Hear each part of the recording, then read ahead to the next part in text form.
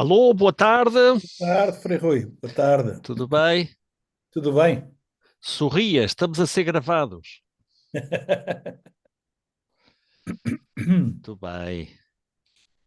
Então, ainda faltam uns minutinhos, mas.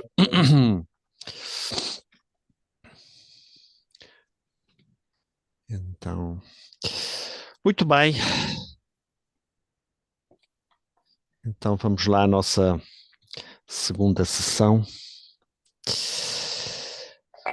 do seminário. Nunca tinhas feito, não é? Nenhum dos seminários? Não, não. Para mim Ok. é uma Sim, primeira vez. ok, ok. Sim, sim, sim.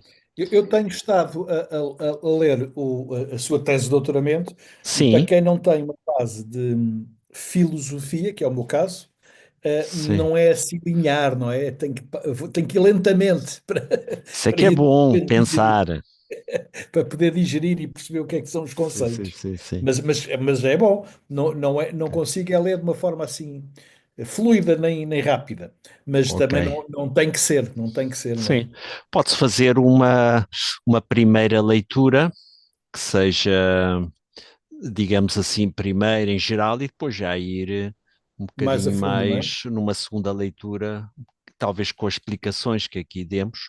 Também Exatamente. podes perguntar o que venha assim a respeito aqui nesta. Sim, sim. Sim, Pois eu agora não tenho nada concreto, porque eu tenho a mania de sublinhar os livros e tomar notas, mas se sim, sim, calhar, entretanto, depois, ou na sessão ou por e-mail, ponho uma outra questão sim, sim. e depois Vamos ver às vezes também como fazemos. Pode ser que exponha primeiro tudo e e depois depois ao também final. resolvo algumas das dúvidas, não é? Sim, talvez seja melhor Pois. do que, a Sim, não sim, ser claro. alguma palavra ou alguma coisa não se tenha entendido ou tal, mas em Perfeito. princípio, e depois deixamos um tempo ao final lá para dúvidas e questões, não é? Muito bem. Olha, só te perguntar, tu já fizeste o pagamento, isso, não? Eu Ok, fiz. ok, ok. É que eu não tenho aqui possibilidade, tenho que ir mesmo ao banco para ver. Não, Mas não. eu até lhe mandei Sim. por WhatsApp Ah, uma cópia tá do, bem, pelo ao WhatsApp. seu WhatsApp Ok, pessoal, não foi o ok, do ok. grupo, para o seu Sim, sim. pessoal. Tá bem. Ok, Pronto. ótimo. Mas se Sim, quiser sim. eu posso reenviar. Não, Há não, de não, não. jeito. Tudo bem, se já está feito e tudo isso. Terei que ir talvez amanhã um pouco ver essas questões, é para. Mas sim, sim, tudo bem. Alô, Maria Paula, Olá, Padre. padre. Frei Rui, como está? Irmã, se chama padre, eu chamo-te irmã também. Somos irmãos em Cristo. Ai, Frei, é um hábito. Desculpa-me, não costumo Ah, chamar-lhe assim, de facto.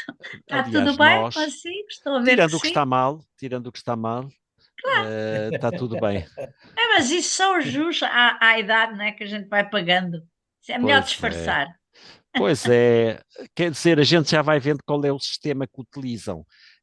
Rodeiam a praça geral e vão entrando um por aqui, outro por acolá, uma pequena coisinha por aqui, outra para acolá, cada vez vão se aproximando mais, até que tomam a praça final, não é? Esperemos que ainda demore um bocadinho. Amilcar, bem-vindo, tudo bem? Tudo bem.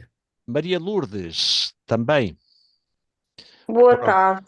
boa tarde. Boa tarde. Então espero que já estejam assim mais hábeis na descida dos downloads quando mando das sessões, não é? Em realidade eu não sei como é, porque eu simplesmente mando, mas acho que uma vez mandaram-me algum e lá diz WeTransfer mesmo. Eh, e Mas enviou, Frei Rui, não para todos, os que pediram. enviou. Se quiseres posso-te Os que enviar. pediram. Os que Também, pediram. mas eu depois dou-lhe uma recordatória, envio-lhe, se Mas tu calhar. também querias. Também quero para depois Tá bem. digerir Ok. com calma. Tá bem. Ó, Então, Pedro, eu só sim, estou com um problema. É que eu o Zoom eu consigo abrir. Aliás, eu mandei há bocado um mail. Porque sim. a consulta ficou sem efeito. O e-transfer eu não consigo abrir, mas eu tenho que ir a uma casa de informática para ver Sim, se eles me mas ajudam a resolver isso. Pronto, é só esse pormenor, mais nada. se há Pronto. alguma coisa de Mas problema, isso é que tem que ver. se me Não, permite, Sim, é para me ajudar a instalar. Pronto. O Zoom eu consigo abrir para as sessões, está bem.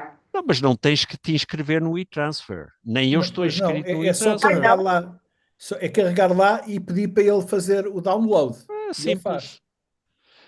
E eu acho que ele manda um link, não é? Um link. É, Clicamos no é link e depois carregar. diz download. E pronto, ele Exatamente. mesmo vai fazendo, demora um bocadinho, porque tem que copiar tudo isso, não é? E depois guardas nos documentos, mas não é preciso pertencer ao e-transfer. Ah, A não ser que queiras fazer um e-transfer profissional, mas nem eu Não, tenho. não, não, não.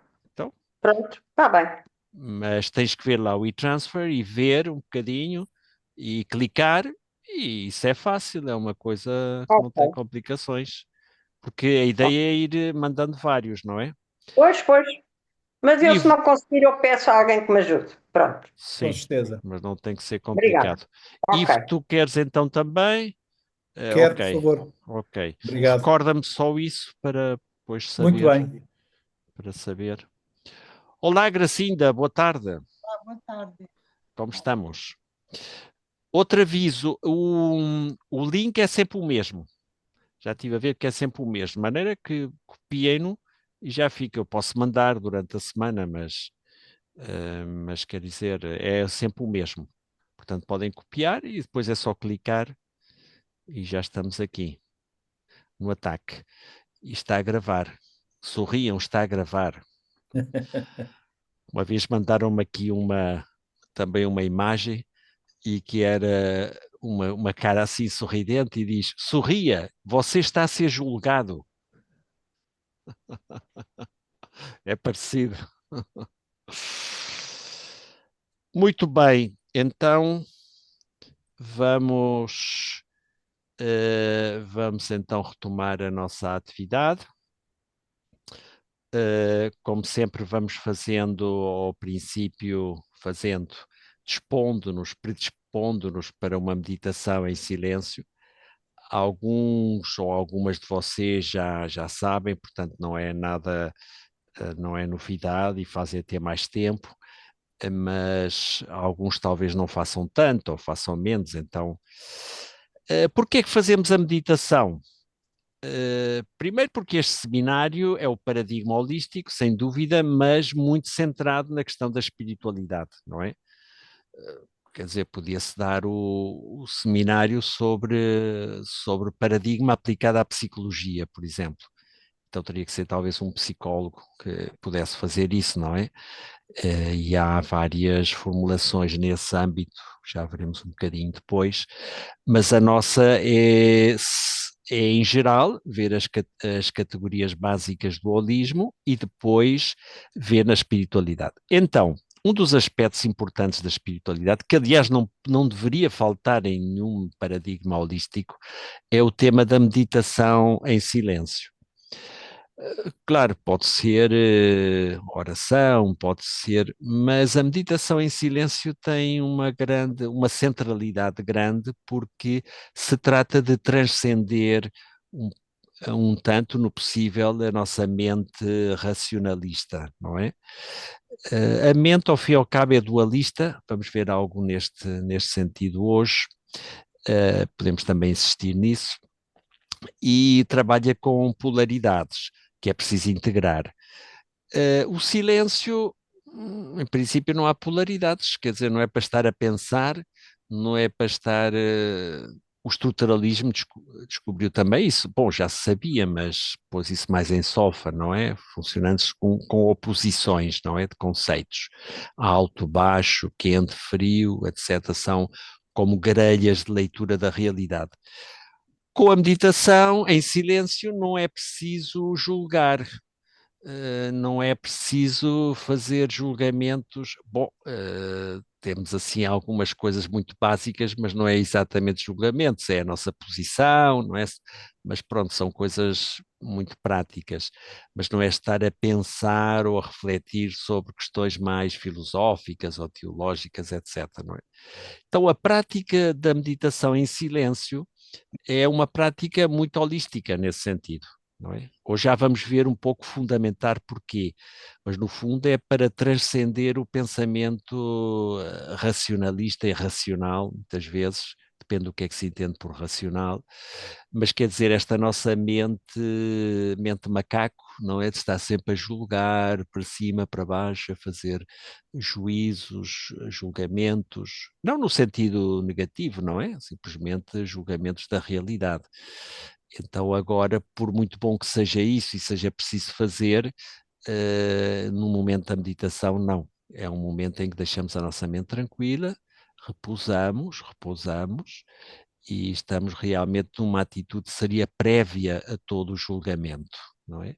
Uma atitude prévia à nossa maquinária mental, nossa, como é que alguns chamaram, o logocentrismo, não é?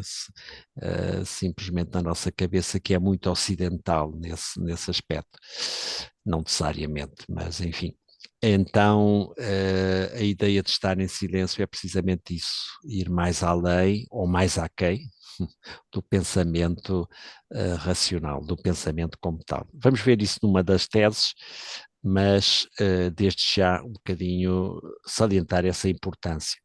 Aqui fazemos pouco tempo, relativamente, 10 minutinhos, mas para quem não faz, a nossa recomendação é que pratique, pelo menos começando com uns 10 minutos, e vá depois incrementando para chegar a uns 30 minutos, já estaria bem por dia, não é? Mas sem pressas, não é? Sem pressas, é preciso, é um bocadinho esse trabalho de deixar os nossos pensamentos, não de reprimir, mas também não de segui-los, nem de potenciá-los. Portanto, deixar passar. Essa é a ideia. Observar os nossos pensamentos. Ficar com uma testemunha diante de um ecrã onde observamos os pensamentos que vão a passar, não é? Não é para estar a julgá-los analiticamente e dizer, simplesmente tomar consciência, tomada de consciência. Os pensamentos vêm, as imagens vêm, muito bem, mas não me, digamos, mato a eles, não me apego a eles. Simplesmente faço aqui uma distância, não é exatamente uma distância crítica, porque uma distância crítica tem um julgamento, é simplesmente observar, não é? Observar a nossa mente e não cair na tentação de segui-los, nem também de andar a rechaçar, porque depois voltam também, como se diz a expressão, não é? Saem pela porta, entram pela janela. Portanto, então, esta pequena prática, que alguns dias é mais fácil, outros dias mais difícil, mas não importa, sempre é boa e positiva, não é? Aliás, há um ditado na meditação que é que não há pior meditação que aquela que não se faz. Portanto, por má que digamos nós, mas estive muito distraído, etc., sempre é muito melhor do que não fazer absolutamente nada. Muito bem, então, com esta pequena introdução, podemos depois, mais à frente, falar um bocadinho mais disso, não é? Falar, e sobretudo o importante é que façamos a experiência, e nós somos o melhor livro, mais do que outros possam dizer ou possamos dizer sobre a meditação, é nós fazemos a experiência e vamos observando e aprendendo também com a nossa prática. Vamos então como digo, estes 10 minutinhos, vou dar os 3 toques e depois, para acabar, os 2 toques. Então, como sabemos, importância da boa posição, não é? Portanto, costas direitas, queixo ligeiramente retraído, não é? Pés bem assentes no chão e digamos, os olhos podem ser, normalmente numa tradição mais zen, os olhos são semifechados, nem abertos nem fechados, termo médio.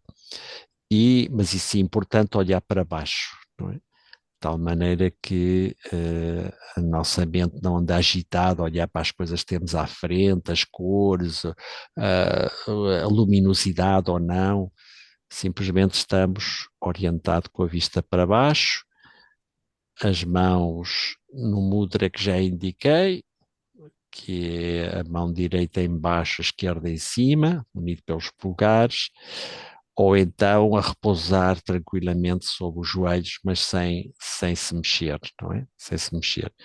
Alguns da tradição iógica usam também digamos, este tipo de mudra. O importante é que as mãos não estejam perdidas, não é? E a mexer, etc., mas estejam realmente centradas. Muito bem, então vamos em frente e depois vamos às nossas lições e estudos de hoje.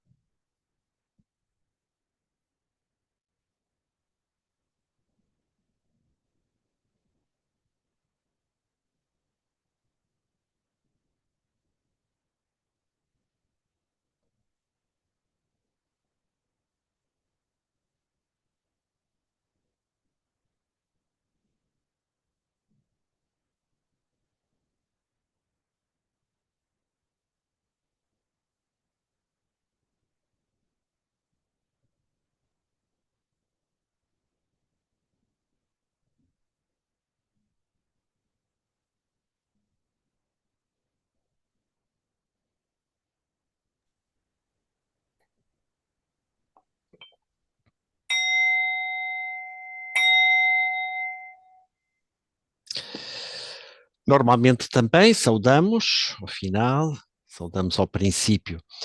A saudação tem um sentido também.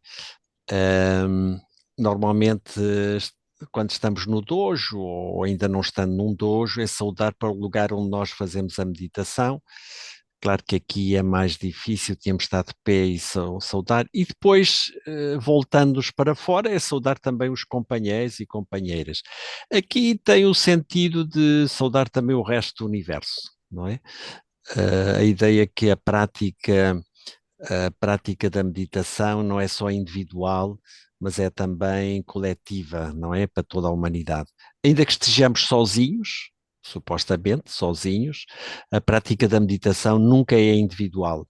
É sempre coletiva, é sempre também para o resto da humanidade, para o resto do planeta, para o resto do cosmos, não é? É interessante ter um bocadinho isso centrado para transcender um bocadinho só a nossa ideia individualista, não é? Do que é a meditação.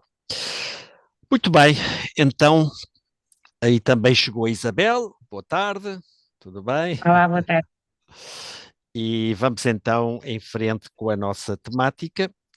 Está a ser gravado, foi gravado até o silêncio da meditação.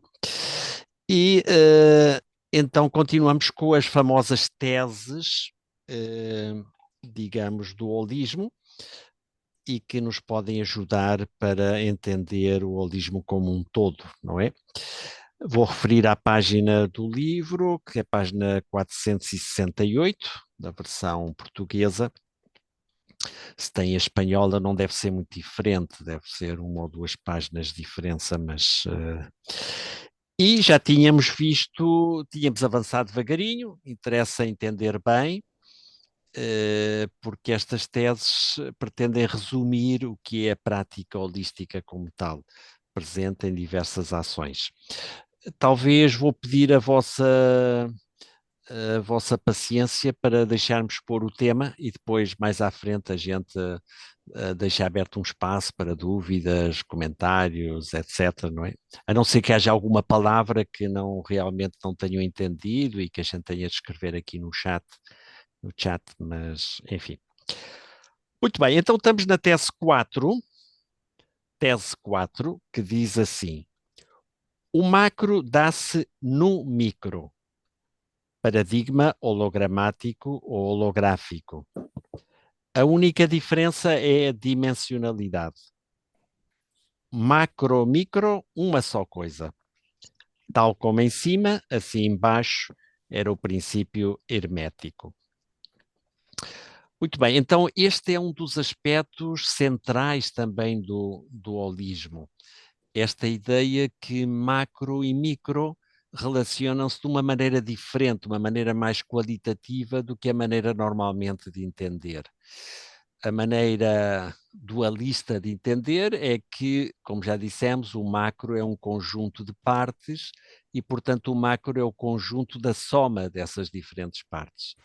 Agora temos aqui uma tese original, digamos, do holismo, que é que esse macro não é simplesmente a soma das partes, mas está presente também em cada uma dessas partes do micro que o constituem. Chamamos aqui o paradigma hologramático, talvez seria melhor chamar paradigma holográfico, porque tem uma realidade em física, não é? Pronto, eu não sou físico, talvez a precisão que possa falar não seja de um físico profissional, mas a ideia qual é? O holograma, já devem ter visto alguma vez alguma imagem do holograma. Se querem, depois também aprofundem com inteligência artificial, que agora temos, que é mais fácil aceder, ou até com o Google, etc., não é? Então, o Dr. Google, que dizemos. Então, o que é um holograma? Aliás, eu lembro quando era pequeno, aí pelos anos 60 e tal, já ter visto alguma fotografia nessa linha, de maneira que já se estava a divulgar nessa altura, de maneira que agora é mais fácil encontrar coisas. Pronto, o holograma é um procedimento físico que consiste em lançar um fecho de eletrões por uma parte e outro fecho de eletrões na situação oposta. digamos assim, se um feixe de eletrões é enviado para a zona da esquerda, a zona oeste, em direção ao centro, a outra é enviada desde o lado direito, desde o lado leste, também para o centro. Ou pode ser também de norte-sul e sul-norte. O que é interessante é que se cruza, produz uma interface, digamos assim, um cruzamento, e gera nesse cruzamento do centro, gera realmente uma imagem conhecida por holograma, que tem umas particularidades importantes, que são pelo menos duas. É uma imagem tridimensional, ou com aspecto tridimensional. Podemos ver tem profundidade, altura, etc. E, ao mesmo tempo, tem uma propriedade muito importante holística, que é que em cada parte dessa fotografia que se gera, dessa imagem, vamos dizer assim melhor, dessa imagem holográfica, está representado o todo. Está representado o todo. Quer dizer, se a imagem se gerasse, vamos pensar assim, numa árvore, não é? Cada uma, se formos analisar depois daquelas pequenas imagens, reproduz toda a árvore. Não é interessante? Eu acho que isto também está presente na questão chamada digamos, da clonagem, mas pronto, tem umas procedimentos técnicos também para fazer, mas no fundo é isso. Então, muitos físicos, entre eles o nosso querido amigo Kaku, Michio Kaku, que é um físico de primeira, mas ao mesmo tempo um grande divulgador, e recomendo que leia os livros dele, do Michio Kaku, que tem muitos e publicados em português. São muito agradáveis de ler, têm uma grande qualidade para divulgador. Já estou a juntar um bocadinho o tema da ciência também aqui, como veem.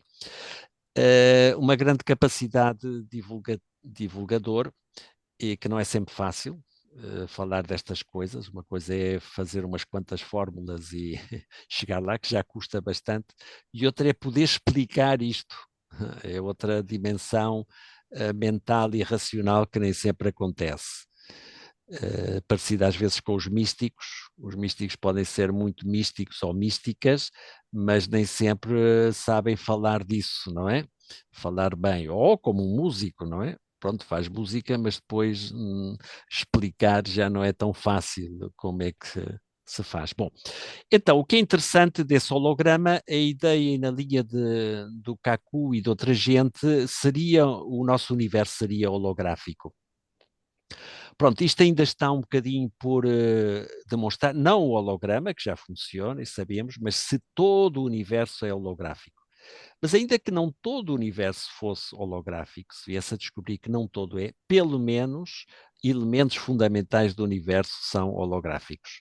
E é isso que nos interessa. E muito possivelmente seja mesmo holográfico. Mas já funciona e está presente, e é isso que nos pode ajudar, não é? Então, a diferença macro-micro, a diferença é a dimensionalidade, não é? Que às vezes pode ser importante no nosso mundo real, a dimensionalidade, sem dúvida, mas no fundo a diferença é simplesmente em mais, menos, não é? Mas no fundo é a mesma imagem, não é? Só que reduzida ao micro ou ampliada no macro. Então, daí esse princípio hermético famoso, esotérico hermético, não é? Tal como é em cima, assim é em baixo, que é muito engraçado e que parece responder agora, já com base mais científica, a esta visão holográfica do cosmos. Eu acho que este princípio, aliás, é muito útil a nível do aspecto social, do aspecto político, já diria porquê, mas também não é difícil entender na nossa vida cotidiana, já num nível assim mesocósmico dos seres humanos, não é? Vamos pensar num princípio, por exemplo, assim, um fenómeno que podemos ter, que é, por exemplo, económico. A compra, por exemplo, vamos ao supermercado e comprar 1 quilo de bananas, por exemplo. Já neste mesmo ato económico, já está presente todo o sistema, como funciona. Se começamos a analisar, se calhar não somos economistas e não sabemos tudo, mas podemos começar a pensar, olha, o preço, como é determinado? Vamos supor que é 1 quilo de bananas que vem da Costa Rica. Há uns aqui que eu costumo comprar e que são bastante boas. Pronto, isso já obedece a um tipo de relações económicas, já na própria Costa Rica, que é um tipo de salário, não é? E que se calhar é um salário muito mais baixo do que os salários aqui que temos neste primeiro mundo chamado assim, não é? Porquê? Porque não há tantas proteções sociais, porque não há, enfim, isso já havia que pesquisar um pouco em cada lugar. Se calhar até é feito por alguma companhia internacional, nem sequer da Costa Rica, pode ser dos Estados Unidos, como fizeram muito na América Central. A própria compra que fazemos aqui tem também uma relação entre empregado, não é? E nós compramos como consumidores, tem uma relação também com os, digamos, com os chefes, os organizadores dessa empresa ou desse supermercado, etc. Enfim, há todo um X número enorme de relações sociais e económicas aí presentes. Tem que ter também em conta o transporte, tem que ter em conta. Portanto, em qualquer ato económico simples, comprar 1 quilo de banana no supermercado, está presente todo o nosso modelo económico que funciona, não é? Que nós podemos chamar capitalista. Está presente aí com umas relações também digamos, de classe, não é? Pronto, então isto não é tão difícil de entender, não é tão difícil de entender, só que às vezes não tínhamos tão presente esse aspecto. Mas por que é importante esta questão holográfica também na prática social? Porque muitas vezes deixamos levar pela questão do número, não é? É verdade que há digamos, às vezes números críticos, não é? Para há algumas investigações em sociologia, e estamos aqui já a pôr não só ciências da natureza, mas também ciências sociais, porque o importante seria sempre combinar as duas. Isso é muito holístico, não é? Pedir também aos cientistas da natureza que trabalhem com os cientistas sociais, não é? Eu tenho em conta as coisas que se descobrem, e vice-versa, não é? Se bem que eu tenho a impressão mais que os cientistas sociais estão mais a par das questões da ciência de natureza que talvez alguns cientistas da natureza das questões sociais, mais ou menos. Mas, holisticamente, devia haver aqui um intercâmbio muito positivo. Então, significa, por exemplo, qualquer ação social, ainda que seja no micro, tem influência sobre o macro, não é? Bom, os ecologistas já falam daquela famosa frase, não é? De que o bater das asas aqui afeta no lado contrário digamos, do nosso planeta, etc., ou pode afetar as asas da borboleta ou os furacões. Bom, quer dizer, essa ideia da inter-relação, que acho que já falámos também, mas também neste sentido que macro e micro estão conectados. Portanto, podemos pensar que ações no micro também têm repercussão no macro. Isto pode ser também animador, no sentido de que, pronto, estamos sempre a pensar, os espanhóis têm uma expressão assim um pouco, que dizem, tivemos numa reunião e eram 4 gatos. 4 gatos. Mas não é tanto importa assim um número, porque nesta visão importa mais a qualidade nesse sentido, não é? E então 4 gatos pode ser muito importante para fazer também mudanças. E muitas vezes as mudanças foram sempre de minorias, não é? Mais do que maiorias. Depois vem as maiorias atrás, mas nós estamos sempre dependendo do número, não é? E nos meios de comunicação. Quantos é que eram? E se foram 4 gatos já não tem importância. Não, e é muito importante qualitativamente. Às vezes sim, é dada a importância porque esse pouco número qualitativamente significa muito, porque significa uma visão diferente das coisas. E se vamos acreditar também na teoria dos campos mórficos do Rupert Sheldrake, Vou pôr aqui embaixo, eminente biólogo, Rupert, vai com minúsculas, mas tudo bem. Sheldrake, eu acho que é com 2 L's. Rupert Sheldrake, perdão, escrevi Dark. Sheldrake.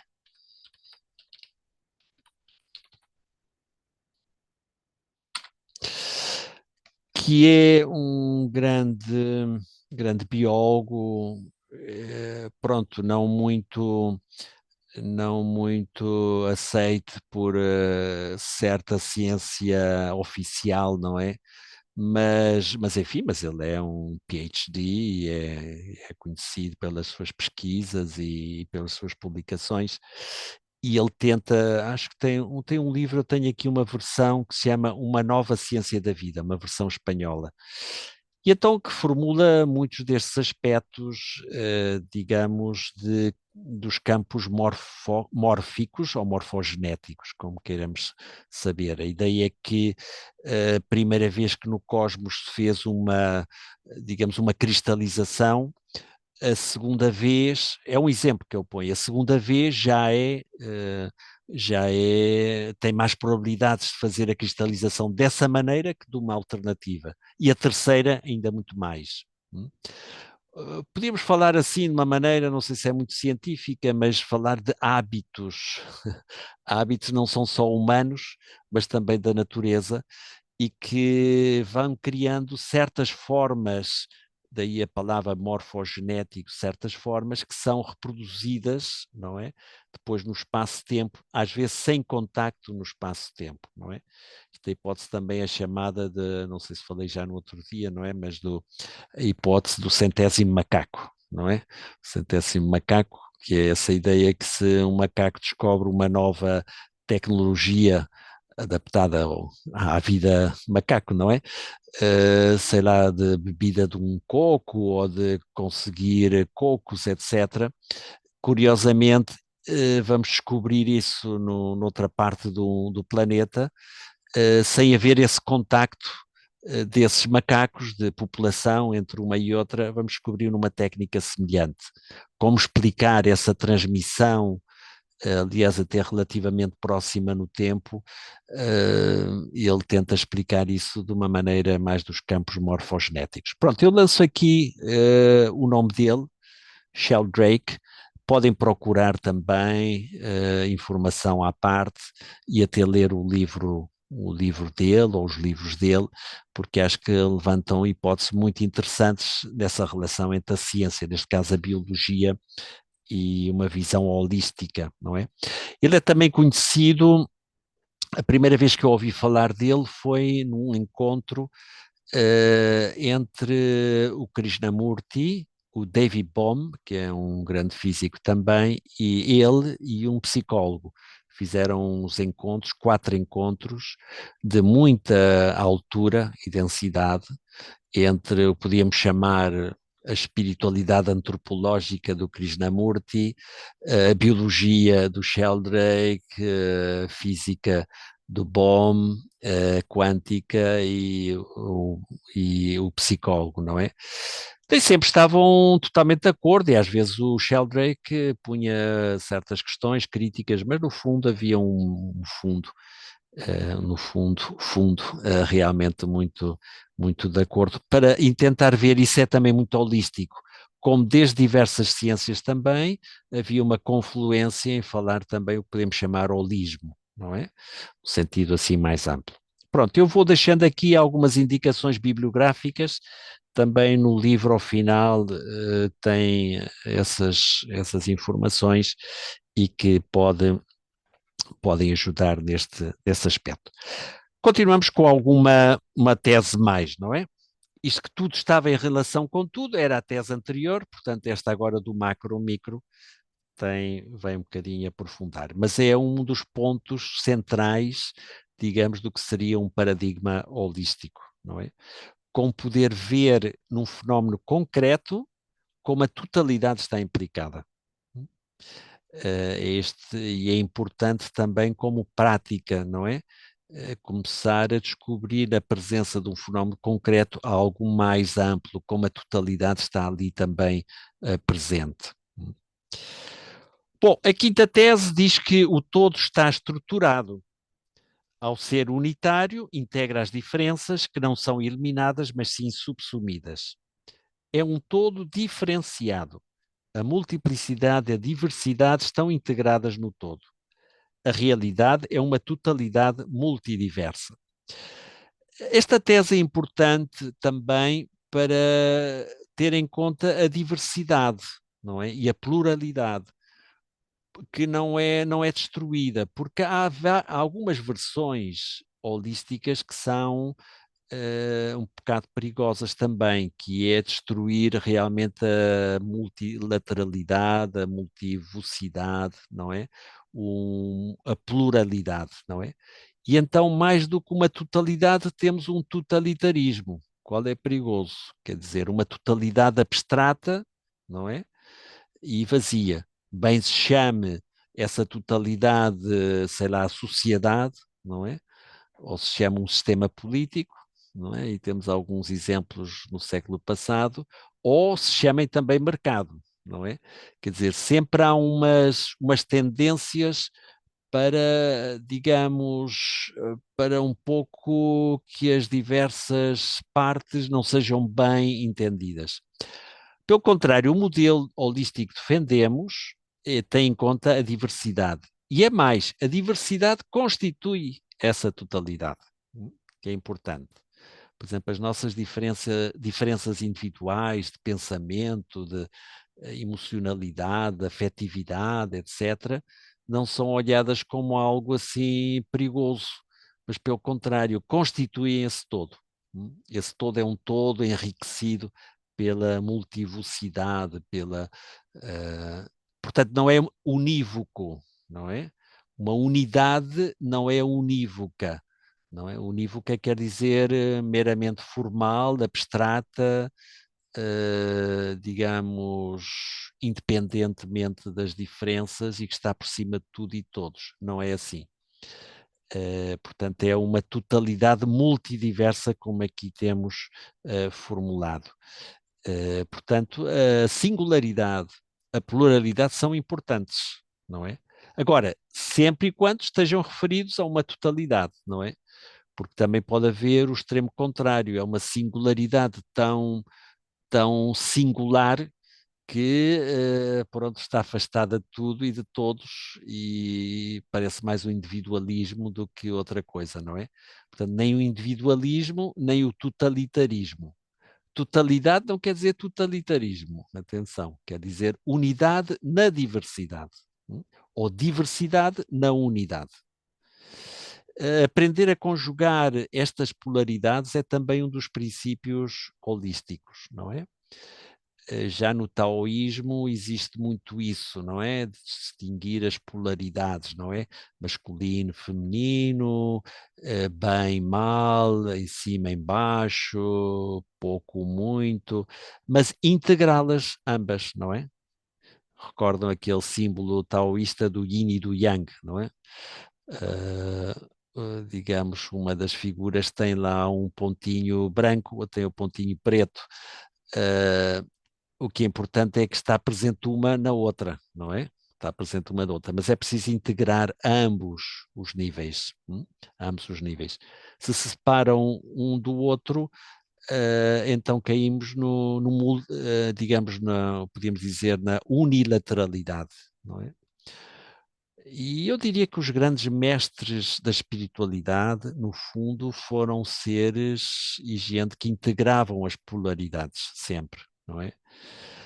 Vamos dizer assim de uma maneira muito simples, é preciso ser firme, mas também é preciso ser flexível, não é?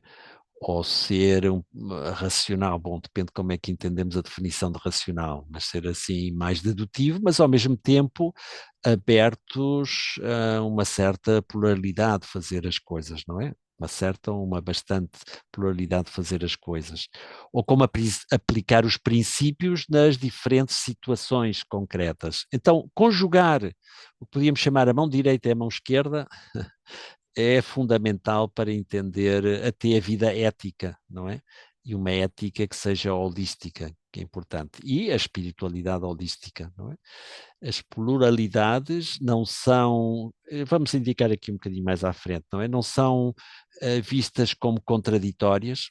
Não quer dizer que possa haver, algumas sejam mesmo contraditórias, havia que ver. Mas normalmente a ideia é que são complementares, não é? Vamos dizer assim, masculino e feminino não tem que ser visto como opostos, não é? Não tem que ser visto como guerra dos sexos, tem que ser visto como complementaridade. Daí, por exemplo, as tendências para trabalhar digamos, o andrógino, não é? Ou podíamos dizer o ginândromo também, digamos, é conjugar estes valores considerados femininos, muitas vezes isto é um pouco cultural, não é? O que é que consideramos feminino e masculino também depende do modelo de sociedade que tenhamos, mas enfim, como sabem, os sociólogos e os antropólogos não acreditam muito no inatismo das questões, não é? Ou no biologicismo, não é? De pensar que isto é inato por genes ou por cromossomas.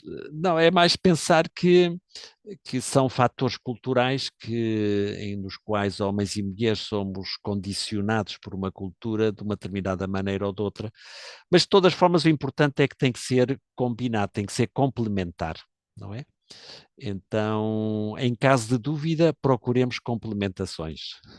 Seria um bocadinho uma ética, digamos, holística. Procurar as complementações e uma pessoa que seja realmente sábia é aquela que sabe conjugar, pronto, vamos dizer assim, a firmeza com a flexibilidade, não é? Não é tudo flexível, de tal maneira que nunca há nenhuma ordem, mas também não é um totalitarismo que é só ali um verticalismo enfim, que destrói também a singularidade. Bom, então, outro aspecto aqui no número 6 é que as identidades particulares ou individualidades não são substantivas. Vou depois explicar um bocadinho esta palavra, que tem muito conteúdo, não é? Mas enfim. Mas provisórias, flexíveis, intercambiáveis, não é? Paradigma físico da dança de Shiva, do Fritjof Capra. São identidades cambiantes e mutantes. No mundo fenoménico, nada é, tudo muda. Princípio heraclitiano.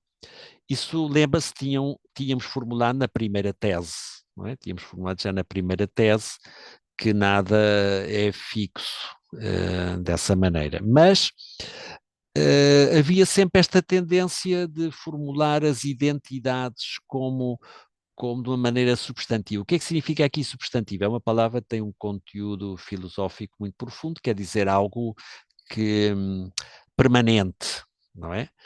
E não é nada disso que tanto a ciência como algumas espiritualidades consideram, não é? Nada é permanente.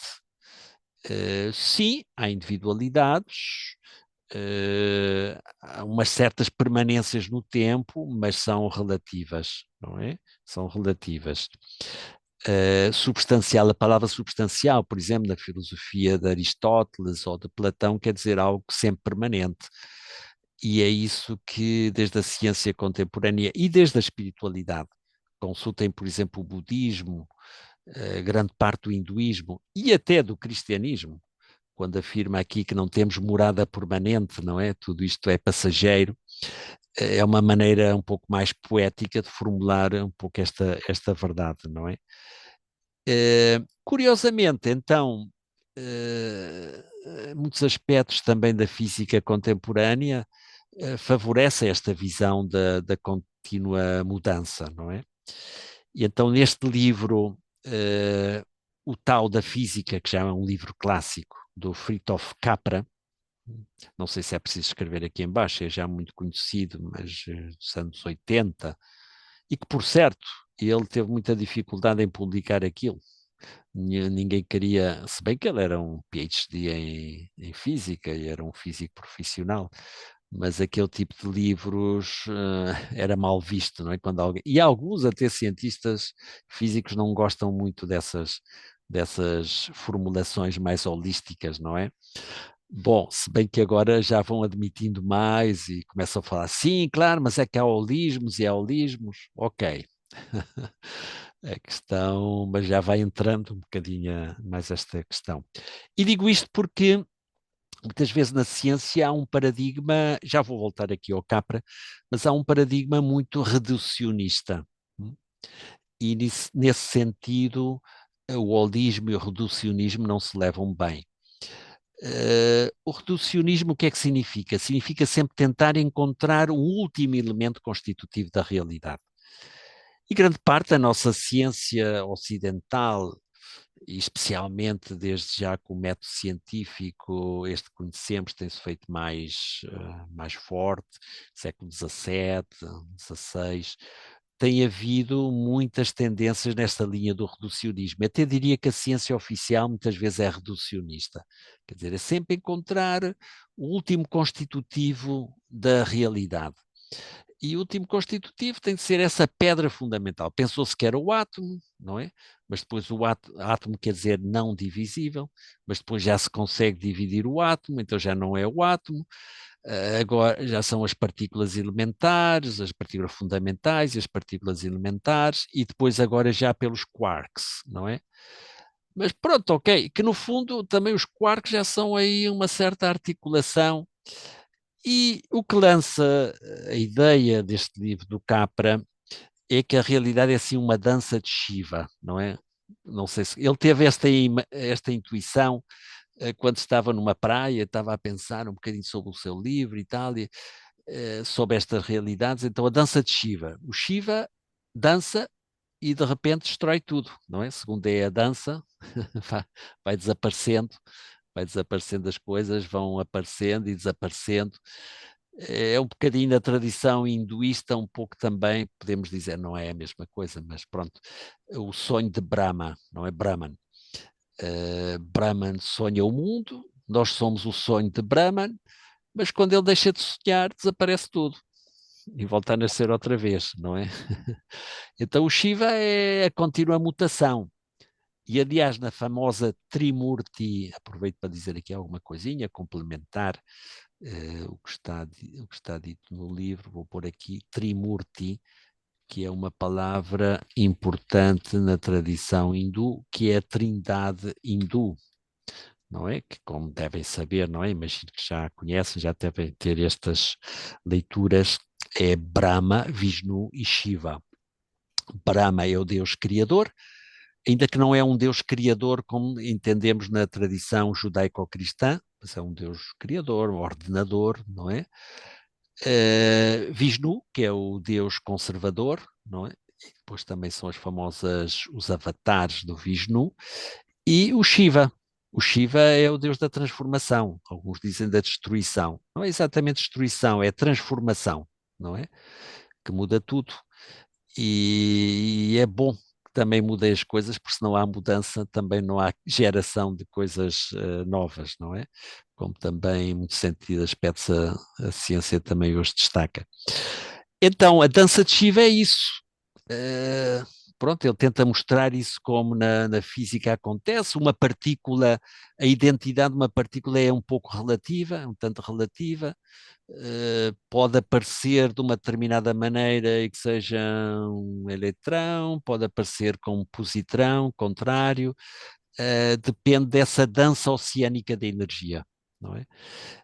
Talvez a ideia que esteja aqui mais de fundo e que ele destaca depois também noutras obras é a ideia de relação, inter-relação, não é?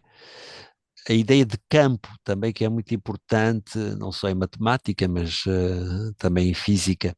A ideia que não é procurar o último elemento constitutivo, mas entender a ideia de campo e de inter-relação entre todas as partículas, não é?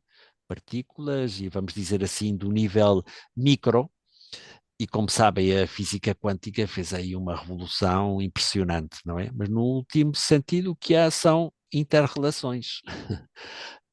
Então, portanto, não é a ideia tanto de um constitutivo substancial que vamos lá encontrar, mas essa inter-relação, a ideia de campo. Aí num dicionário que participei, dicionário dos Antis também, Pronto, aí meti-me um tanto com o Newton e o Descartes, se bem que reconheço que são grandes cientistas, e no caso do Descartes também grande filósofo, e o Newton é uma figura extraordinária. Mas era um pouco mais nesta ideia reducionista, não é? Pronto, eram filhos do seu tempo, se bem que o Descartes via também numa tradição esotérica, mais novo, e ele pretende fazer no método científico que ele utiliza também, não só a análise, mas também a síntese ao final. E o próprio Newton era um espírito também até esotérico. E, curiosamente, se bem que muitos cientistas não gostam de falar disso, mas ele tinha muitas obras esotéricas na sua biblioteca e, no fundo, estava animado por princípios esotéricos, não é? E se vocês leem até mesmo os Principia Mathematica, Philosophia Naturalis, que é onde ele formula o grande livro dele, não é? Da física, lá aparece nos últimos capítulos, de repente, 6 ou 7 páginas, começa a falar sobre o Deus que é omnisciente e que é, sobretudo, omnipotente, não é? Faz assim uma espécie de uma oração e que não vinha muito a propósito quando estava a falar de outras coisas digamos, mais de análise física, não é? Mas pronto, olha, ele sentiu que aquele era o momento e pôs lá. Tem uma versão dos Principia Mathematica em português também, é assim um pouco um calhamaço, que está publicado na Kalush de Gulbenkian, e podem lá ver e encontram essas coisas também, que é um livro fundamental. Pronto, mas apesar da admiração pelo Descartes e sobretudo a sua admiração por ser capaz, numa determinada altura da vida, pôr tudo em questão, o qual é um princípio também holístico, importante, não é? No entanto, ele ainda está um pouco preso às ideias digamos, do reducionismo, como também o Newton, não é? Então, uma grande admiração por eles, mas pronto, ok, pensamos que o holismo supõe um avanço frente a essas concepções. Não é que tentar encontrar elementos constitutivos da realidade seja negativo ou contrário ao holismo. O problema é ficar aí apegados a isso. Isso é que é o problema, não é? E não ter uma visão mais ampla, mais interdinâmica, mais interrelacional, uma visão de campo mesmo, que seja interessante. A propósito, aí o filósofo Zubiri, que desenvolve um bocadinho essa ideia digamos, de uma hermenêutica campal, não é? De uma filosofia campal, quer dizer, de campo, de interrelação. Bom, vou fazer um par delas mais. Vamos abrir um bocadinho também, porque as duas finais são um bocadinho mais complicadas, mas enfim. Pronto, podemos ir um bocadinho mais rápido nestas. Da sétima, não há dualidade sujeito-objeto.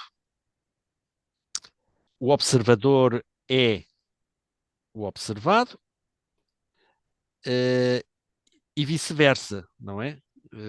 O observado é também observador. É o paradigma um tanto quântico, não é? Aquilo não há um observador também perfeito, um observador absoluto.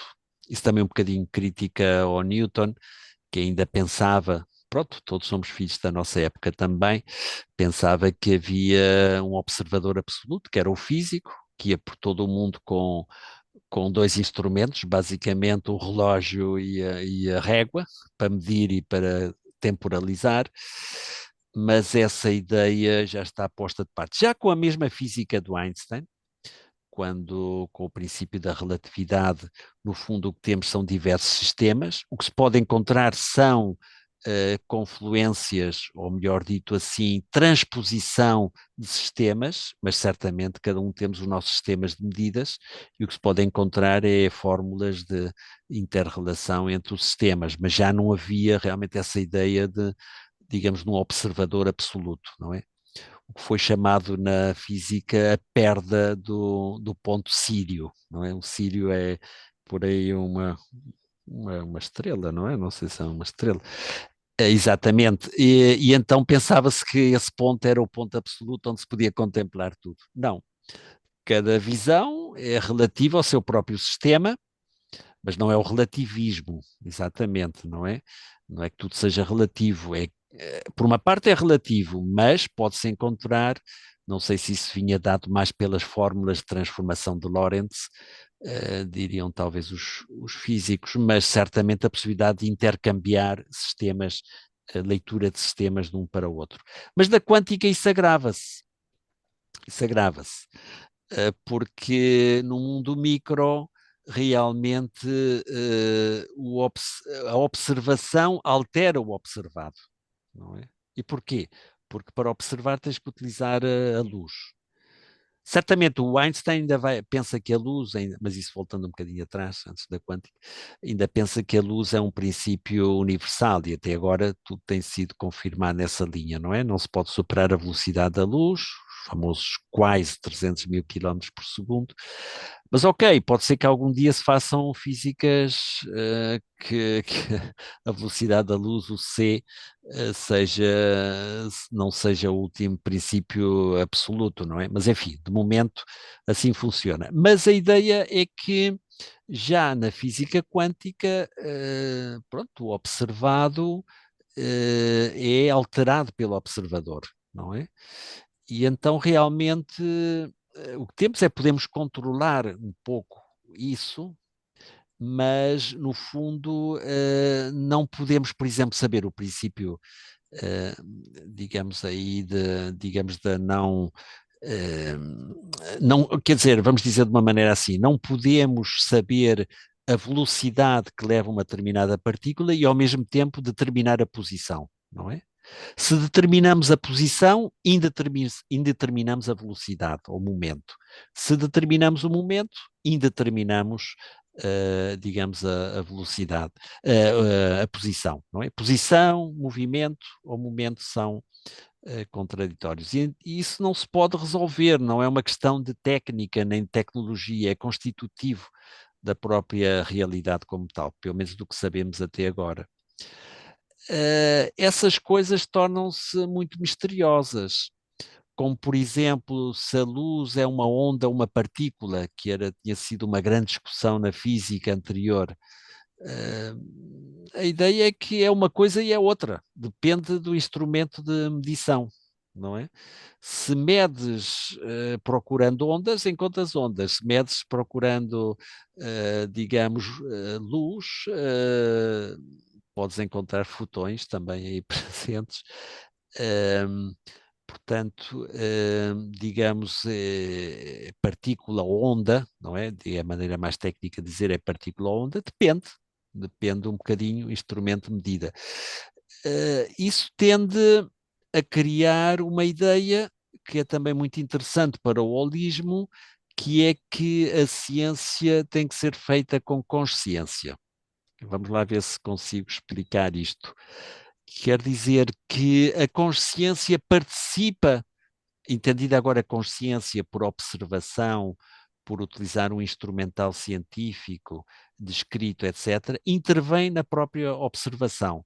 Portanto, consciência e realidade física não estão separadas, não é?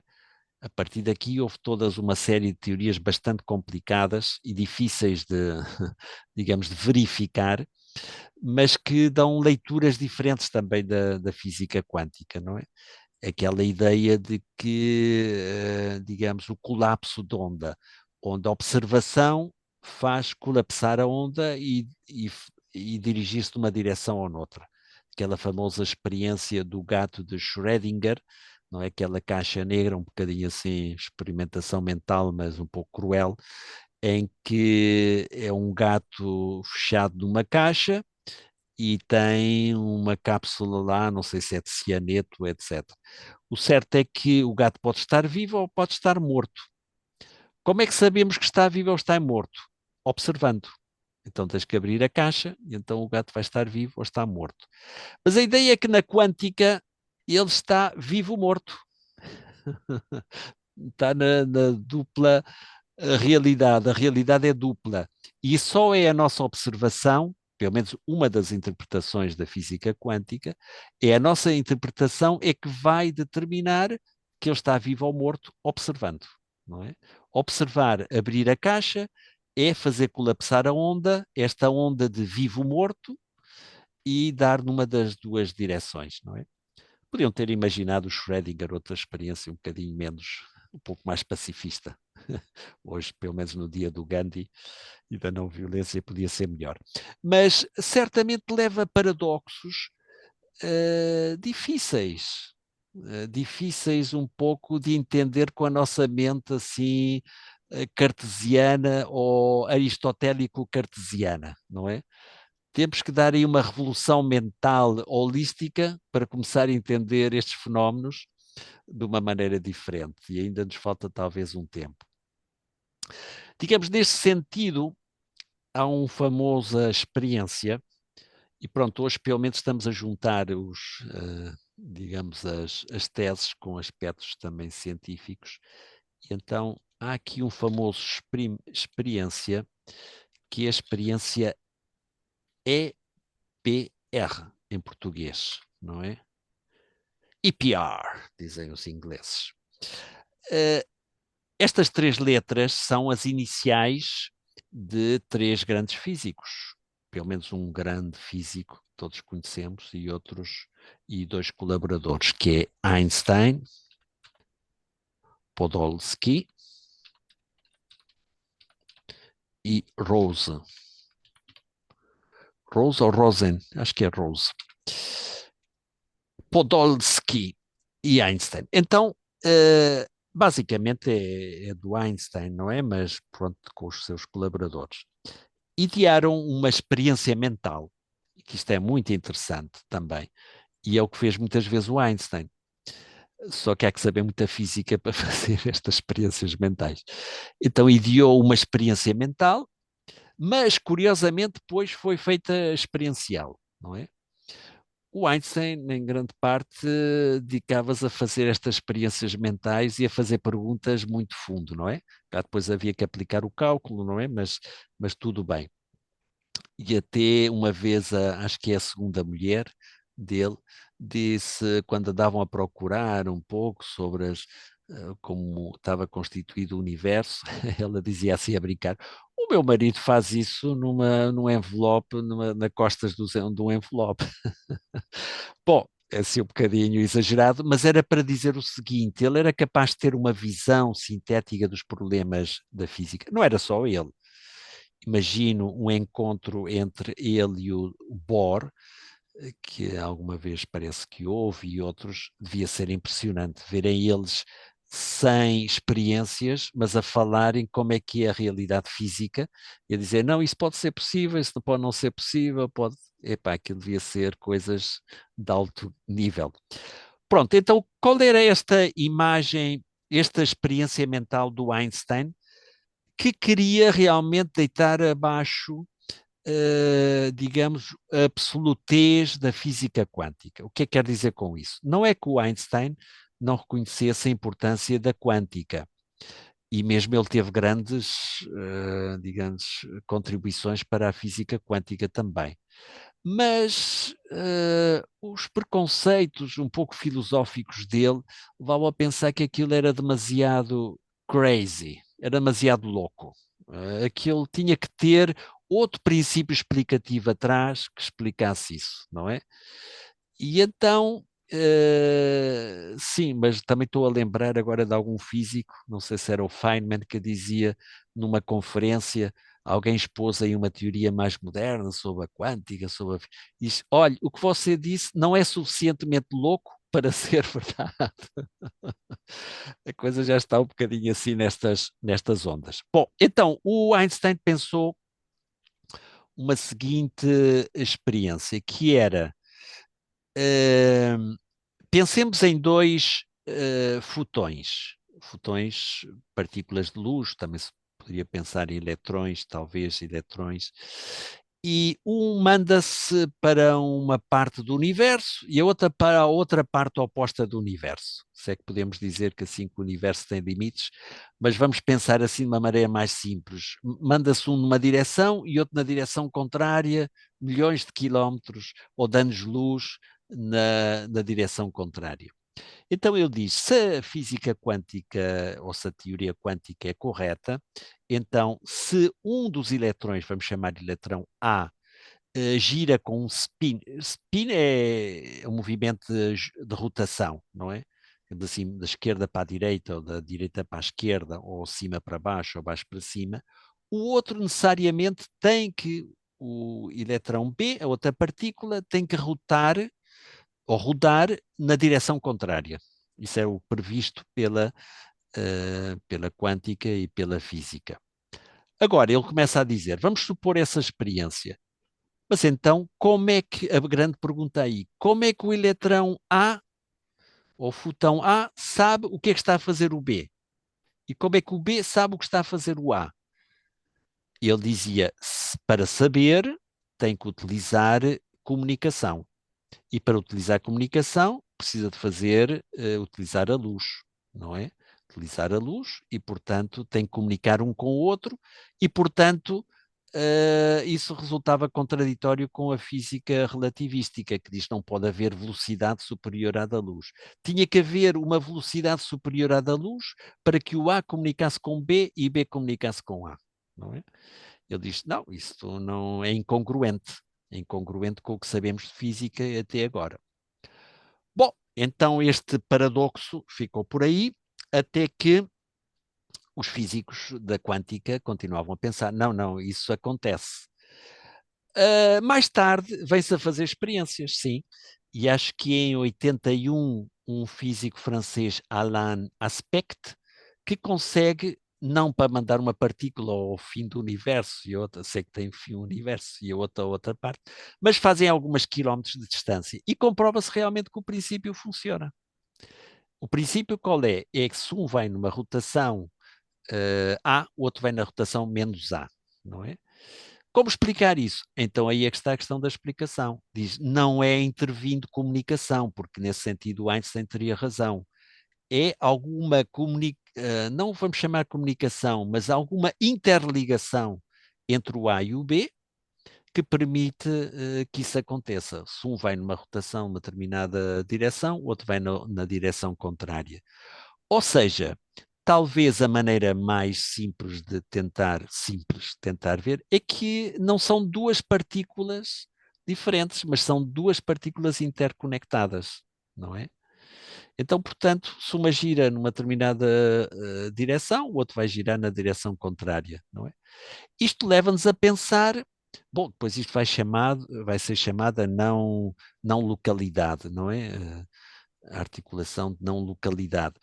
Mas, no fundo, vai levar essa ideia de que ambos realmente são uma só partícula. Ou vamos pensar assim, há um campo de energia na qual duas partículas que aí estão, em questão, podem ter essa interligação e, portanto, dar-se essa propriedade da rotação, como podia ser outra propriedade. As experiências continuaram, porque já sabem que os físicos querem conseguir bastante precisão nisto, e todas confirmaram, exceto uma, mas se calhar não foi bem realizada, em que foi indeterminada, quer dizer, nem comprovou, nem deixou de comprovar, mas todas as outras, e cada vez com mais distância, têm comprovado esta propriedade, não é? Esta propriedade da complementariedade da rotação, por dizer de alguma maneira. Pronto, isto leva a uma concepção do universo um pouco diferente, e acho que na linha holística, pelo menos uma leitura que se pode fazer na linha holística, é da inter-relação, digamos, de tudo com tudo. Então, neste sentido, a não localidade seria uma expressão disso. Se a não localidade é somente uma das propriedades e também se dá a localidade, ok, também se dá a localidade, mas como interrelacionamos uma com a outra? Mas pelo menos dá-se a não localidade, o qual significa um conceito muito interessante para, digamos, entender, digamos, o holístico. Pronto, então, não é aquela dualidade, digamos, do sujeito e do objeto, não é? Mas, de alguma maneira, uma ciência com consciência, como vai chamar acho que o próprio Capra, não é? E outros vão trabalhar esse aspecto. A ciência-consciência. A consciência não é algo à parte, como observador absoluto, mas é realmente um elemento interveniente na própria experiência, na própria realidade, não é? Isto dá pé a muita reflexão e muitos aspectos aí que ao longo do livro eu tento destacar aí em alguma outra parte. Não é? A realidade auto-observa-se. Nós, de alguma maneira, somos a realidade a auto-observar-se. O ser humano, agora entendido só nesse aspecto de consciência, no fundo, é a realidade que se auto-observa. Não é interessante ver um bocadinho a evolução como essa autorreferencialidade, no fundo, da própria realidade, através do aspecto da consciência.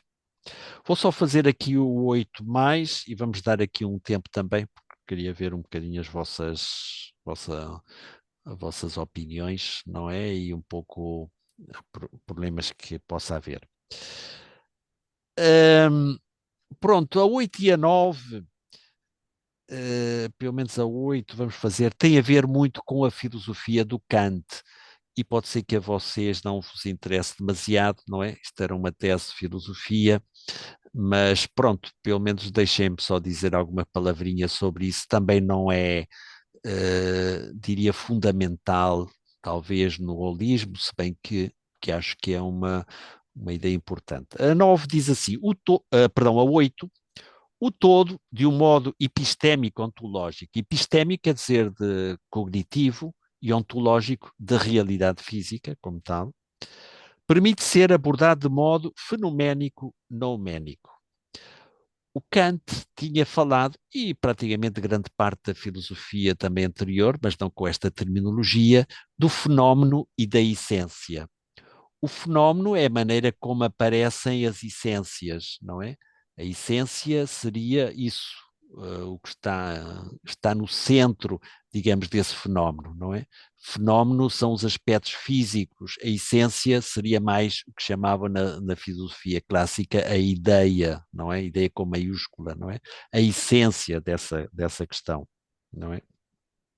Então, nesta tese, fenomenicamente, do ponto de vista do fenómeno, é diferença em multiplicidade. Se observamos o fenómeno, tem espaço, tem tempo, tem qualidades materiais determinadas, outras diferentes, etc. Portanto, tudo isso entra no mundo da multiplicidade da diferença. Espacialidade, temporalidade. Mas, numericamente, essencialmente, é uno. É isso que queremos um pouco destacar também nos princípios do holismo, não é? É um uno, mas que aparece de diferentes maneiras fenomenicamente, não é? E então aqui digamos que a visão holística consiste em ver os dois aspectos interligados e conjugados, não é? O numénico dá-se no fenoménico e vice-versa. Ou seja, a ver a realidade como uno, vou dizer da maneira assim mais simples, que posso nestas coisas um pouco complicadas, mas ao mesmo tempo também como diversa. Diversa, una diversa. Não como duas coisas diferentes, mas uma única integrada. Já dissemos um bocadinho antes algo parecido. Unidade na diversidade, diversidade na unidade. A diversidade é o aspecto fenoménico. A unidade é o aspecto do nouménico, da essência, não é? Então o mundo seria uno, mas fenomenicamente diferente nas suas aparições, não é? Espaço-temporais, um monte de coisas que podemos pôr aqui, mas a essência seria um só. Não se preocupem muito se ainda isto, talvez não estudaram o Kant, não é? Também não vamos aqui fazer um estudo tanto do Kant, porque isso seria mais para um seminário filosófico, mas aparece algo disso um pouco na tese 9 e 10, mas prefiro deixar isso para o próximo dia e então um bocadinho aqui aproximar. Só dizer uma coisinha, já acabo. Quando falamos das ciências da natureza e o princípio do observado e do observador, isso é algo muito mais evidente nas ciências sociais e ciências humanas. Vou pôr só um exemplo. Quando, por exemplo, o antropólogo quer entender como é que funciona uma determinada etnia, um determinado grupo, não é? Pode estar no Amazonas ou pode estar noutra parte, então ele vai tentar ir lá e trabalhar muitas vezes como observador. Vai observar como é que eles reagem, quais são os seus... Só que, Só que, e sabe-se, antropologia, que de alguma maneira o observador já intervém sobre o observado. Um exemplo simples do nosso cotidiano. Não fazemos as mesmas coisas se sabemos que estamos a ser observados, que se não há ninguém, em princípio, ali a observar-nos, não é? Algum pode comer um bolo ali porque ninguém está a observar, mas sabe se está de 20 pessoas ali, se calhar não vai fazer porque, enfim, porque sabe que ele tem problemas de diabetes e depois vai criticá-lo ou criticá-la a ela, etc. Bom, são exemplos assim um bocado trazer por casa, mas no fundo em ciências sociais sabe-se que não há observador puro. O observador já intervém sobre, e até a própria interpretação do observador está condicionada, porque quem observa vem de outra cultura, não é? Então está a descrever uma cultura diferente desde os seus próprios pressupostos culturais. Claro que os antropólogos sabem como funcionar e sociólogos sabem como funcionar com isso e controlam também esses pressupostos. A ideia é fazer uma observação mais. Mas, no fundo, sempre isso está presente. E talvez seja mais fácil, como se faz muitas vezes agora em ciências humanas, é eu evidenciar os meus pressupostos. Por exemplo, eu desde a minha cultura, o meu pressuposto é isto, tal, etc, etc. Isso permite um pouco controlar, quando eu vou fazer uma observação e vejo uma sociedade diferente, ou uma tribo diferente, de poder controlar estes meus pressupostos e não como se fez muitas vezes no passado, não é? Julgamentos, digamos, até éticos, mas às vezes podiam ser científicos, supostamente científicos, quando no fundo são interpretações de outra cultura, de uma cultura diferente, não é? Portanto, convém ter muito cuidado com isso e, sobretudo, com o julgamento, por isso muitas vezes o aspecto descritivo talvez aí seja mais importante. Mas ainda às vezes no descritivo, nós observamos certas coisas a partir dos nossos pressupostos, não é? E não observamos outras que se calhar podiam ser importantes. Ok, não me estendo agora mais, gostaria um bocadinho comentários, perguntas, se bem que estamos aqui um bocadinho mais em cima da hora, mas desculpem ter-me estendido, mas é que se eu digo menos, depois não fica claro. E depois também não se entende e pronto, cumprimos o tempo, mas não se entende nada. Isto já não é fácil, de maneira que... Então, muito bem, sou todo ouvidos agora. Frei Rui, posso? Sim, sim, É uma aqui da tese 4 ou sim, quarta e da quinta, portanto, o macro dá-se no micro e penso que vice-versa, não é? sim. E vice-versa.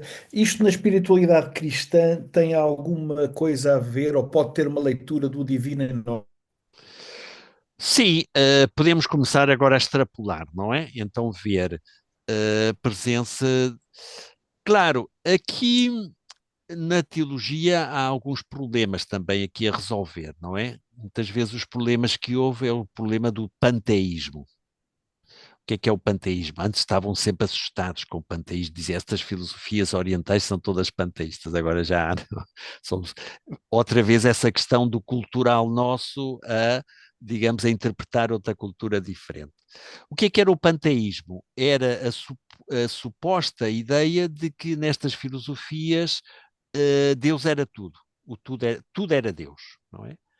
Então, Deus era a pedra, Deus era a árvore, Deus éramos nós, era o rio, etc. Mas Deus não era mais do que isso, não é? Essa soma de todos esses deuses que eram divinos, tudo era divino. Pronto, hoje a concepção já é um bocadinho mais refinada, é dizer uma coisa é o panteísmo, que parece dissolver a ideia de Deus e ser uma espécie de um materialismo espiritualista, mas hoje a ideia é se chamar panenteísmo. Panenteísmo significa o todo, Deus em tudo. Mas uma coisa é que esteja em tudo e outra coisa é que seja exaustivo a esse tudo, não é? Quer dizer o seguinte, uma coisa é que todos esses elementos Manifestações? Sim, mais a ideia de manifestação, mas em vez de dizer que Deus é a pedra e tal, etc., é que o Espírito Divino está na pedra, ou digamos assim, da nossa, um bocadinho melhor, o sagrado está em tudo, não é? Então, o ser humano, daí se fala muitas vezes o sagrado masculino, o sagrado feminino, a natureza é sagrada porque é criada por Deus, mas isso é diferente de dizer, não, tudo isso somado dá Deus. Não, Deus está mais além disso, mas também está presente. Por isso é que é importante utilizar aqui a tradição filosófica que distinguia entre o transcendente e o imanente. Transcendente e imanente. A palavra transcendente, a categoria transcendente, significa o que está mais além de um determinado contexto, não é? Por exemplo, vocês são transcendentes a mim e eu sou transcendente a vocês. Entre cada um de vocês também são transcendentes porque estão em distintos contextos. Imanente quer dizer aqui mesmo, não é? Um bocadinho pedante, eu posso dizer, os meus olhos são imanentes a mim. Depende também do critério que utilizamos aí. Eu posso dizer este quarto, sei lá, a esferográfica é imanente neste quarto, não é? Do que eu vivo. Então, a ideia transcendente e imanente. Então, Deus seria imanente às coisas, ou que existe, porque ao fim e ao cabo é a criação dele. Isso também até já dizia o São Tomás de Aquino, com a terminologia. Mas também é transcendente. Quer dizer, não se esgota Não se... nos diversas coisas. Então, quando dizemos que o todo está no micro, como é que entendemos este todo? Porque podemos entender o todo, sim, podemos entender assim, o divino está no humano, ou na natureza, não só no humano, poderíamos dizer está no criado, o Criador está no criado, o criado está no Criador, mas não se esgota aí. Ou podemos também dizer o universo está em nós. O universo está em nós. Nós somos o universo. Vem um bocadinho aqui o problema do dualismo. O dualismo muitas vezes diz, e é perigoso, quando eu digo nós, ou dizemos nós e a natureza, dá a impressão que nós somos aí uma coisa à parte da natureza, não é? E no qual, na prática, isso converteu-se em um domínio. Podíamos falar desse aspecto talvez outro dia da ecologia, e essa expressão, muitas vezes século XVII, essa imagem nós e a natureza, e que muita gente ainda continua a dizer, é perigosa por isso. Parece que nós somos o ser, é uma arrogância. Nós, no fundo, somos uma espécie da natureza, não é? Desculpe só para eu perceber agora um pouquinho melhor, mas ao dizer isso tem a ver também com a tese 7. Sim. É uma pergunta, não é uma afirmação, é uma pergunta. Vamos lá Que ver. não há Até dualidade de sujeito e objeto, do observador e do observado. Se nós somos o universo, Sim, sim. Nós somos o universo que se auto-observa, não é? pois, Digamos, há e não há, no sentido, não há de uma maneira absoluta, não é? Sim, eu posso observar um tigre, não é? O tigre também me observa a mim. Mas quer dizer, de alguma maneira, podemos dizer, tanto o tigre como eu somos a natureza que se auto-observa. Em ok, forma de tigre ou em forma de ser humano. Sim, perfeito. claro. É um pouco essa ideia. Então, essa ideia também que Deus está presente no ser humano, antes falava-se na alma, um pouco nessa questão, também é um pouco esse sentido, não é? Entre Deus e o ser humano há alguma confluência. Alguma confluência. Também há diferença, mas há alguma confluência. Nesse sentido, Deus pode estar presente em nós. Claro que sim. Isso é importante também para o tema da espiritualidade mística, não é? Não é só um Deus transcendente, é um Deus também imanente.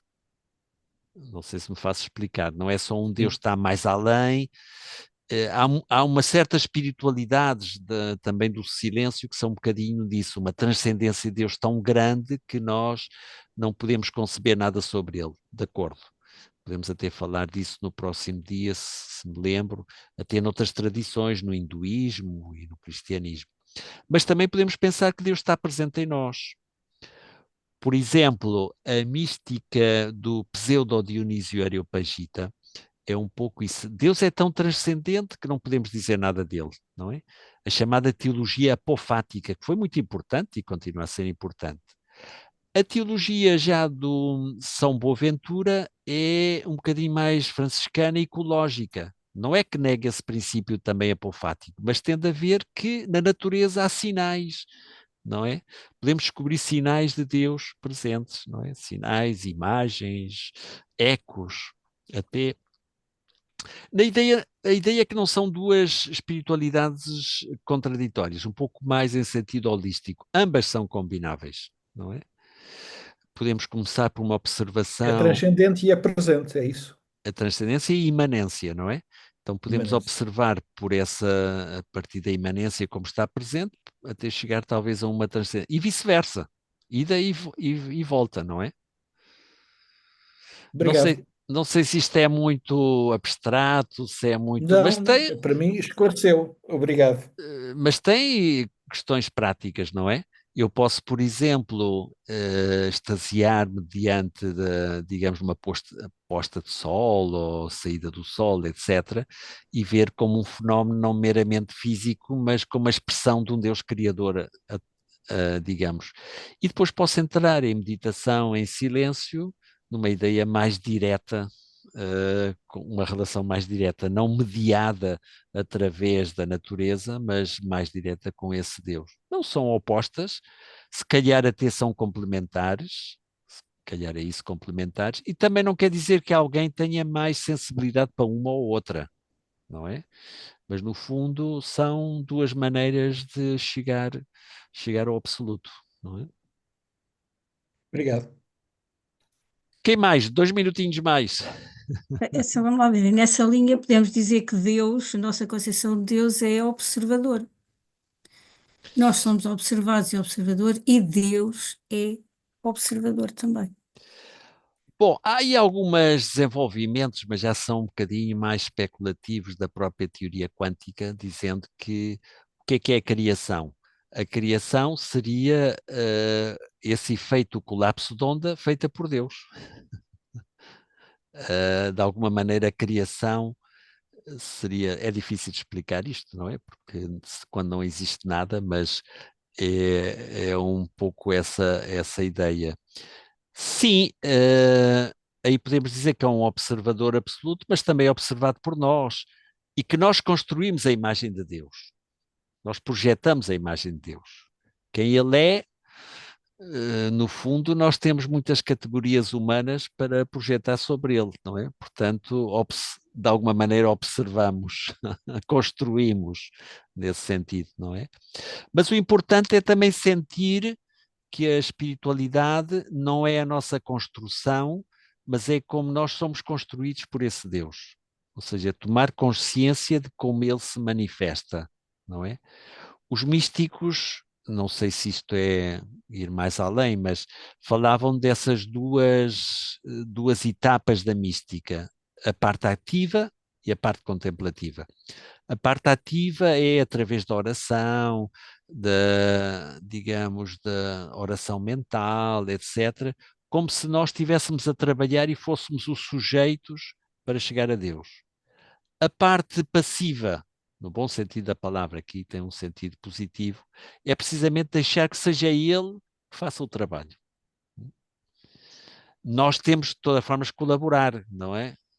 E se calhar isto não é assim somente por etapas, se calhar está sempre presente, não é? A ideia é deixar-nos ser, contemplar a Deus significa isso, deixar que Ele trabalhe em nós, não é? Deixe-nos trabalhe em nós. Isso é bastante importante na mística, eu diria todos os tempos, não é? Não é só o trabalho de autoconhecimento, parece ser mais essa etapa primeira, mas sim também da segunda, que é o conhecimento de Deus e que seja Ele mesmo que se nos revele, não é? Portanto, claro, isso diz facilmente, não é? Leva, Claro, mas é uma ideia, le- é uma ideia assim, é uma ideia bonita, sim. leva Uhum, uma experiência toda a vida, não é? É claro. deixar que nós não controlamos, Ele é que faz, Ele é que é o ator. Não sei se falámos já alguma vez do Karma Yoga, mas Ele é que é o ator. E, portanto, nós é predispor-nos, não é? Não é realmente uma passividade não fazer nada. A nossa passividade é uma passividade ativa, por assim dizer. É preparar-nos, por isso a parte mais ativa, preparar-nos para que ele se manifeste. Por exemplo, se eu estou cheio de preconceitos até contra os outros, e culturais, e destruidores da natureza, e violentos, etc., não estou preparado para realmente que ele possa se manifestar. Ele sempre se pode manifestar, sempre tem as suas maneiras, não é? Mas ele, ela, isso.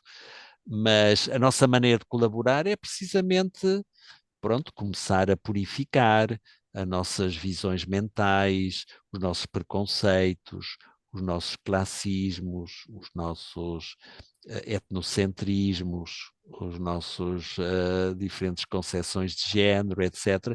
E a nossa relação também com as outras pessoas, não é? Em quase todas as grandes tradições, a parte ética é uma etapa preliminar para a contemplação. Quer dizer, se eu não tenho um trabalho da verdade, da não violência, e estou a pensar agora no yoga, se eu não tenho realmente esse trabalho da purificação, até da limpeza que chamam, etc., se eu não tenho uma prática tanto de uma ética social como uma ética individual, eu não chego ao samadhi. Bom, pensando as coisas de uma maneira lógica, não é? Pois pode acontecer que estas coisas sucedam, mas digamos assim, estatisticamente, seria o ideal passar por essas etapas, não é? A etapa do yamas e niyamas, por exemplo, no yoga, não é? São a ética social, individual, mas depois também há o pranayama, enfim, e várias etapas, os asanas, o pratyahara, enfim, até chegar ao samadhi, que essa é todo um trabalhinho de uma vida, não é? Um trabalhinho de uma vida. Mas pronto, é um trabalho libertador, não é? E das éticas diferentes, perdão, noutras espiritualidades diferentes também há esse aspecto, também na ética na espiritualidade cristã, também há essa ideia, ou seja, estar à procura de um Deus quando tu estás na injustiça ou estás digamos, na falta de amor para o irmão, para a irmã, especialmente com os mais pobres e mais necessitados. É, então pode ser uma espiritualidade de refúgio, não uma espiritualidade realista, não é? Pode ser o que se pode chamar aí o spa espiritual, não é? Assim como há o spa físico, também alguns podem ficar e então fabricar-se um Deus, aí a sua. Há muito da espiritualidade, às vezes se entende por espiritualidade nessa linha, que eu acho que não é muito realista e não é sã e também não é, como é que diríamos assim, um bocadinho profunda, não é? É assim um pouco adolescente, no mau sentido da palavra. Não é?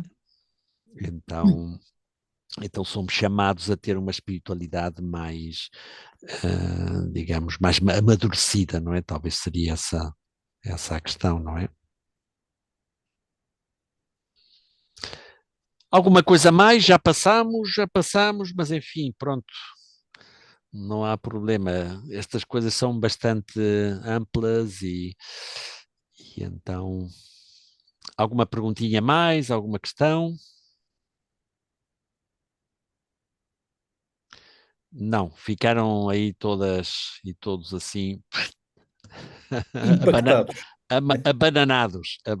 abananados. Pronto, leiam e releiam outra vez, não é? Digamos, estas questões, vejam, porque é lendo várias vezes e depois com os exemplos, não é? Podemos até dar mais exemplos, mas tentei dar. Espero não fazer como, como dizia uma vez aqui os meus companheiros, um professor, um dominicano, que era muito estudioso da física e tal, não é?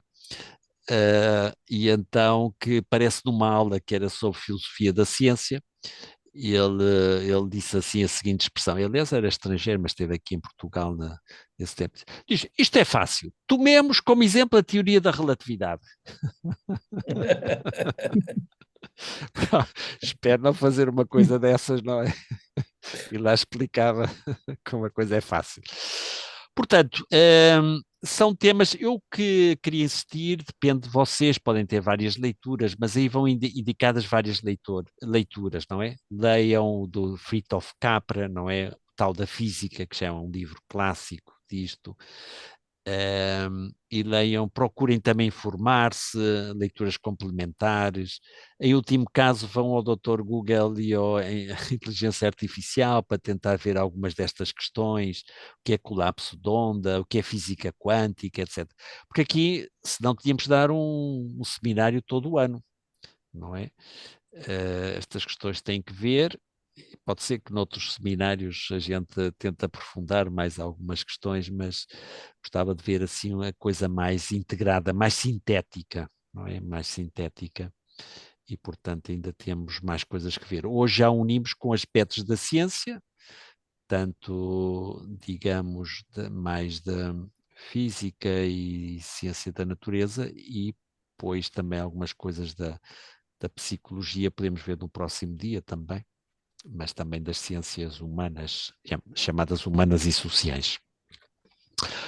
Ok, então, e se alguém tiver assim muita vontade de avançar nestas coisas, pode ir ver o Kant.